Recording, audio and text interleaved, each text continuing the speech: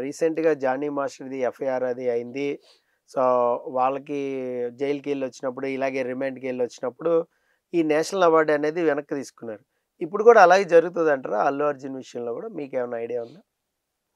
అంటే ఇప్పుడు ఇదొక వాదం కూడా వినిపిస్తుంది. హ్మ్. డాన్స్ మాస్టర్‌కైతే ఒక న్యాయము, హీరోకైతే ఇంకొక న్యాయమా? హ్మ్. మళ్ళీ ఆయన్ని అంటే ఆయన వెళ్ళింది చాలా సివియర్ కేస్‌లో వెళ్ళాడు. దాంట్లో కూడా బన్నీ హస్తం ఉందని అంటున్నారు మళ్ళీ. అవునవును. అది ఎంతవరకు నిజమో వి డోంట్ నో. అదే 'కర్మ ఈజ్ బూమరాంగ్' అన్నట్టు అని ట్రోల్స్ గూడా వస్తున్నాయి. ఫాలో అయింది అని. హ్మ్. సో, ఇప్పుడు ఏంటి ఇప్పుడు ఆయన సెక్సువల్ హరాస్మెంట్ కింద వెళ్ళాడు లోపలికి. హ్మ్. ఈయన సెక్సువల్ హరాస్మెంట్ కింద వెళ్ళాడు గానీ, ఒక స్టాంపేడ్ కేస్ కింద వెళ్ళాడు. ప్రత్యక్ష ప్రమేయం లేకుండా ఈయన వెళ్ళాడు. ప్రత్యక్ష ప్రమేయం ఉండి ఆయన వెళ్ళాడు. అవును. Case are different. అది కేసులు వేరు, ఇది డిఫరెంటే. వేరు. కాకపోతే ఏంటంటే మళ్ళీ ఏదో ఒక డిమాండ్ వస్తే రావచ్చు. మళ్ళీ ఈ నేషనల్ అవార్డ్ కూడా ఎందుకు? వెనక్కి ఇచ్చేయొచ్చు కదా! లేదు వెనక్కి తీసేసుకోవచ్చు కదా! అని. ఒక్కటైతే నిజం సార్. రియల్ సూప్‌లో ఇప్పుడు ఎవరు పడ్డారంటే అల్లు అర్జున్ పడ్డాడు. ఇన్నాళ్ళు ఆయన సినిమాలు, యాక్టింగు, ఏదో అభిమానులు, ఈ ఎంజాయ్‌మెంట్ జీవితాంతం ఇలాగే ఉంటుందనుకుంటున్నాడు గానీ, కొండ ఎక్కుతున్న కొద్దీ నేరం అవుతుంది. కొంచెం మనం కాస్త ఇరుకులో పడతామని మొట్టమొదటిసారిగా ఈ ఇన్సిడెంట్ ఆయనకు హెచ్చరిక జారీ చేశాడు. ఇక మీద అంటే ఇప్పుడు టాలీవుడ్ అంతా ఒకటైపోయింది. ఈ ఇన్సిడెంట్స్ ఈవెన్ మెగావాళ్ళు కూడా సపోర్ట్‌గా నిలిచారు. అవును. Everybody they supported Allu Arjun. So, ఇప్పుడు ఆ మిగిలిన హీరోలు కూడా ఆలోచించుకోవాల్సింది, క్రేజ్ ఉన్న హీరోలు కొంచెం జాగ్రత్తగా ఉండాలి. అభిమానులు మన చేతిలో ఉన్నారు కదా అని వాళ్ళని వెపన్స్ లాగా వాడుకోవడము, వాళ్ళని పిచ్చెక్కించినట్లు వాళ్ళని వదిలేయడము, అలా కాకుండా కొంచెం జాగ్రత్త. జూనియర్ ఎన్టీఆర్ చూడండి. He is much care about his fans. అవును. ఆయన ఈవెన్ ఏదైనా ఫంక్షన్‌కి అటెండ్ అయితే వెళ్ళే ముందు అందరూ జాగ్రత్తగా ఇంటికెళ్ళండి. మీకోసం మీ కుటుంబ సభ్యులు ఎదురు చూస్తుంటారు. ఈ డైలాగ్ చెప్పందే ఆయన ఎండ్ చేయడు. ఎండ్ చేయడు. ప్లస్ వాళ్ళు ఎళ్ళిండ్రో ఎనకాల వాళ్ళ టీమ్‌ని కనుక్కుంటాడంట. కనుక్కుంటాడు. ఎవరికి పాసులు అందలేదు, ఆ! ఎవరెవరు ఏ ఊర్ల నుంచి వచ్చారు, వచ్చారు.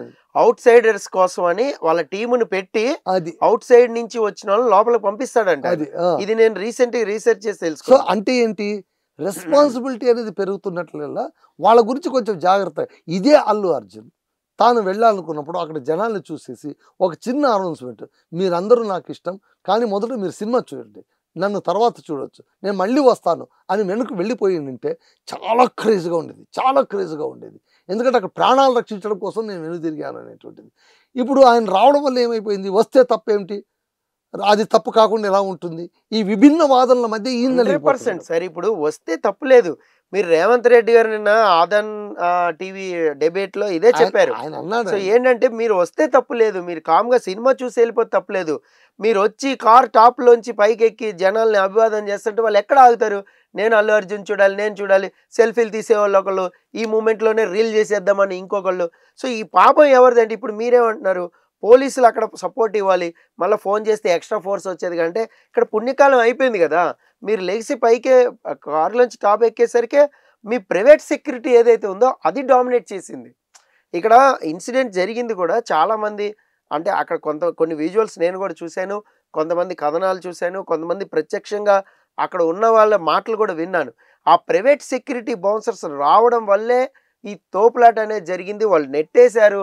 అల్లు అర్జున్ అటు ఎళ్తున్నాడని చెప్పి ఇటు గేట్ దగ్గర నుంచి జనాలందరూ కూడా ఒక్కసారిగా ఎళ్ళిపోవడం వల్లే ఆ మహిళని రేవతి అనే మహిళని తోసేశారు. తోయడం వల్లే ఈ ఇన్సిడెంట్ అయింది జరిగిందని అనేది అంటారు. నిజము. ఇప్పుడు థియేటర్ యజమానులు కూడా ఏమన్నారు? మాకు తెలీదు అసలు ఆయన వస్తున్నట్టు అన్నారు. హ్మ్. ఆయన వస్తున్నట్టే మాకు తెలీదు అన్నారు. మరి యాజమాన్యానికి పోలీసులకు ఉండాలి గదా! ఇన్ఫర్మేషన్ ఇచ్చి, వాళ్ళకి ఇన్ఫర్మేషన్ ఇచ్చిన తర్వాత ఇప్పుడు ఏసీపీకి అయితే ఈ ఇన్ఫర్మేషన్ ఇచ్చారో, హైకోర్ట్ అడిగితే ఆ అక్నాలెడ్జ్‌మెంట్ కాపీ కూడా చూపించారు వాళ్ళు.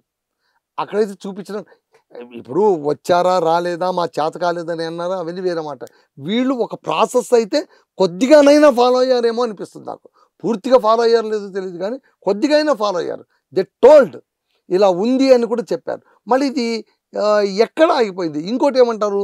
ఒకవేళ అలాంటి సెలబ్రిటీస్ వచ్చే ముందు మొదట పీఆర్ టీమ్ వస్తుంది.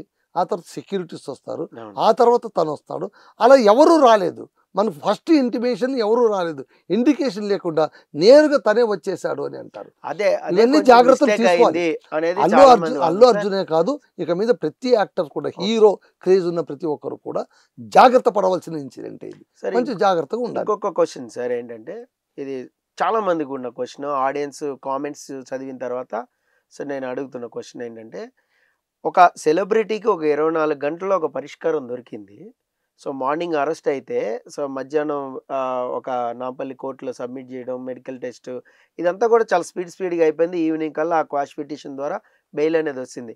ఇది సామాన్యులకి ఇంత స్పీడ్‌గా చట్టం ఎందుకు పనిచేయదు? సో మాకెందుకు అంత న్యాయం దొరకదు? సంవత్సరాలుగా మా కేసులన్నీ మురిగిపోతా ఉన్నాయి. ఎందుకు? వై? సో ఎందుకు సార్ ఇది ఇప్పుడు దొరికింది? కేవలం డబ్బుతో వచ్చిందా ఈ న్యాయం? అంటే సో ఒకటే సార్, ఒక్క రోజుకి ఆల్మోస్ట్ 20 కోట్లు ఖర్చు పెట్టారని కూడా ఒక టాక్. సో ఇది ఎంతవరకు ఎందుకు నిజం? ఉండదు సార్. ఇప్పుడు లాయర్లు బయట నుంచి వచ్చారంటేనే వాళ్ళకి డబ్బులు, ఆయనకి 5 లక్షలు ఏదో ఇస్తారట, కోర్టుకు అటెండ్ అయినందుకు నిరంజన్ రెడ్డికి 5 lakhs ఇస్తారట ఫీజు. అది కూడా తెలుసు. ఇప్పుడు ఏమైపోయిందంటే సైమల్టేనియస్ గా ప్రాసెస్ జరిగింది. మీరు గమనించండి, ఎప్పుడైతే నాంపల్లి కోర్టులోన సెషన్ మొదలైందో వాళ్ళకి ఆల్రెడీ తెలిసిపోయింది ఇక్కడ వీళ్ళు ఖచ్చితంగా రిమాండ్కి పంపుతారు, ఆయన్ని జైలుకి పంపేది పక్కా అని. అందుకోసమే సైమల్టేనియస్గా quash petition plus bail petition వేసేసారు అక్కడ. ఇప్పుడు చంద్రబాబు నాయుడిని అరెస్ట్ చేసినప్పుడు కూడా ఏం వాదం వచ్చిందంటే ఆయన క్వాష్ పిటిషన్ వేసుకున్నారు. అప్పుడు లాయర్ల నుంచి వచ్చిన వాదన ఏంటంటే ఈయన క్వాష్ పిటిషన్ ఒకటే వేసుకున్నారు, ఈయన బెయిల్ పిటిషన్ వేసుకుని ఉంటే బెయిల్ వచ్చేసేదేమోనని. అంటే కొంతమంది కొన్ని ఆలోచిస్తారు. చంద్రబాబు నాయుడు ఏం ఆలోచించాడు, నేను బెయిల్ పిటిషన్ వేసుకుంటే ఏంటి, ఈ కేసును నేను ఆమోదించినట్టే కదా, అంతేగా. నాకు అది కాదు కావాల్సింది, నాకు క్వాష్, అసలు ఈ కేసే తప్పు, కొట్టేయమని నేను అడుగుతున్నా. ఇప్పటిదాకా ఆయన అదే దానిపైన ఉన్నాడు. ఆయన చివరికి మధ్యంతర బెయిల్ వచ్చింది ఆయనకు. ఇక్కడ అల్లు అర్జున్ అంటే ఇవన్నీ ఎట్లా అంటే కనుక it is included money sir. ఇప్పుడు అందరికీ ఒకే న్యాయం ఏంటంటే కొన్ని అలాగ ఉంటాయి సార్. ఫర్ ఎగ్జాంపుల్ ఇప్పుడు మెడికేర్ ఉంది సార్. నీకు నాకు ఒకే రకమైన వ్యాధి రావచ్చు, ప్రాణాంతకమైన వ్యాధి రావచ్చు, నువ్వు బతుకుతావు, నేను చచ్చిపోతాను. డబ్బు అక్కడ ప్రయారిటీ అవుతుంది. ఎందుకంటే డబ్బు అన్నిటికీ సార్ మెడికల్ అనేది న్యాయాన్ని మించింది మెడికల్ కదా సార్. నువ్వు బతుకుంటేనే కదా న్యాయమో ధర్మమో హింసో అహింసో. నువ్వు చచ్చిపోయిన తర్వాత ఇంకేమో. అదే నేనంటుంది, భారతదేశంలో ఇంత స్వతంత్ర భారతదేశంలో మనం బతకడానికో మనం వైద్యం చేయించుకోవడానికో ఈ దుస్థితి ఏంటి అని అడుగుతున్నారు కామన్ మ్యాన్. సార్ ఇప్పుడు ఫెసిలిటీస్ అనేది it's all included with expenditures అండి. ఈ అల్లు అర్జున్ కేసులో కూడా ఏమైపోయింది, హైకోర్టులోను నాంపల్లి కోర్టులోను సైమల్టేనియస్గా నడిచాయి వాదనలు. సామాన్యుడాలు సైమల్టేనియస్గా నడిపించగలరా? వాడికి ఒక చోటనే వాడికి కంత పులుసు కారిపోతుంది, వాడికి వెళ్ళగానే వాడు డల్ అయిపోతాడు. ఆగమేఘాల మీద జడ్జిలు వాళ్ళు 5:30కో 4:30కో కోర్టు సెషన్స్ ఎండ్ చేసి ఇంటికి వెళ్ళిపోతారు శుభ్రంగా. సో ఒక సెలబ్రిటీ కేసు లేదంటే ఒకటి ఇలాగ డబ్బులు పెట్టి ఇలాంటి పిటిషన్ వేసినప్పుడు వాళ్ళకి డబ్బులు పెడితే దక్కే న్యాయం డబ్బులు పెట్టలేనోడికి ఎందుకు దొక్కట్లేదు అనేది క్వశ్చన్ సార్.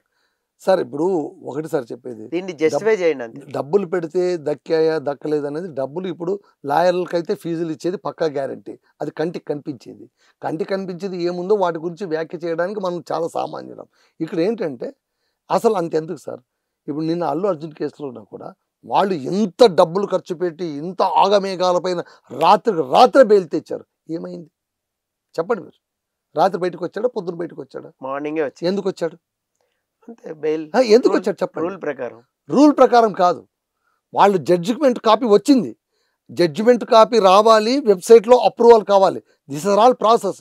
జడ్జిమెంట్ కాపీ వచ్చినప్పుడు జైలు సూపరింటెండెంట్ తప్పులున్నాయి కరెక్షన్ చేసుకుంటామని రిజెక్ట్ చేశాడు. He rejected. మళ్ళీ చేసుకుని వచ్చే లోపల టైం అయిపోయింది, రాత్రితో ఉండాల్సి వచ్చింది. ఇక్కడ ఏంటంటే కనుక మళ్ళీ అంత ఆగమేఘాలపైన తీసుకొచ్చినా కూడా ఒకరోజు అయితే జైల్లో ఉండక తప్పలేదు కదా. కొన్ని సందర్భాల్లోన మనం ఏం చేయలేము. దీని వెనుక కూడా ప్రచన్న హస్తం ఉంది అంటే ఏమో చెప్పలేము. బెయిల్ వచ్చింది, కనీసం ఒక రాత్రిలో పడి ఉండి అనుకునే వాళ్ళు కొంతమంది ఉండొచ్చు. సార్ ఇందులో కూడా ఇంకొక క్వశ్చన్ ఉంది సార్, ఫైనల్గా ముగిద్దాం దీన్ని. సో పవన్ కళ్యాణ్ చంద్రబాబు హస్తాలు ఉన్నాయి అంటే ఈ అరెస్ట్ వెనక వాళ్ళది కూడా ఉంది మెయిన్, ఇవి వాళ్ళే రాజకీయం చేసి ఇదంతా కూడా చేశారని ఒక వాదన. అంటే అదే సార్, ఇప్పుడు మళ్ళీ చీమ ఎందుకు ఎండలేదు, చేప ఎందుకు ఎండలేదని 7 రాజుల కథలాగా మళ్ళీ మొదటికి వెళ్తే ఏంటంటే పవన్ కళ్యాణ్కు ఈయనకు మధ్య డ్రిఫ్ట్ వచ్చింది. ఎందుకు డ్రిఫ్ట్ వచ్చింది? గత ఎలక్షన్ వల్ల వచ్చింది. చంద్రబాబు నాయుడు కూడా కోపం వచ్చింది, ఎందుకంటే వైఎస్ఆర్సీపీకి ఇచ్చేశాడు. దొరికిందే లడ్డులాగా వైఎస్ఆర్సీపీ వాడు మావాడు అని విపరీతంగా స్టేట్మెంట్లు ఇచ్చేస్తున్నారు. వైఎస్ఆర్సీపీ నాయకుడు మాజీ ముఖ్యమంత్రి ట్వీట్ కూడా చేసి పడేశాడు. సో ఇలా పార్టీ అలైన్మెంటే జరిగిపోయిన తర్వాత ఇంకా కుట్రే ముందు వాళ్ళే చేశారని అనుకోవచ్చు, తప్పే ఉంది అందులో, రాజకీయం కదా ఇక్కడ. అవును సార్, ఇప్పుడు ఆంధ్రాలో వాళ్ళకి ఉండే బిజీలో వాళ్ళు ఉంటారు, ఈయన అరెస్ట్ చేయడమే పనిగా పెట్టుకుని చేయలేరు కదా ఏదైనా. సార్ అట్లా కాదు సార్, ఇది కూడా బిజీలో తెలంగాణ గవర్నమెంట్ లోనే కదా, ఇది కూడా బిజీలో భాగమే కదా. ఇలా చేయడం కూడా పిచ్చిలో భాగమే అంటే కదా. నడిచింది తెలంగాణ గవర్నమెంట్ కదా అనేది question. ఎవరున్నారు అక్కడ ముఖ్యమంత్రిగా? రేవంత్ రెడ్డి రేవంత్ రెడ్డి ఎవరు?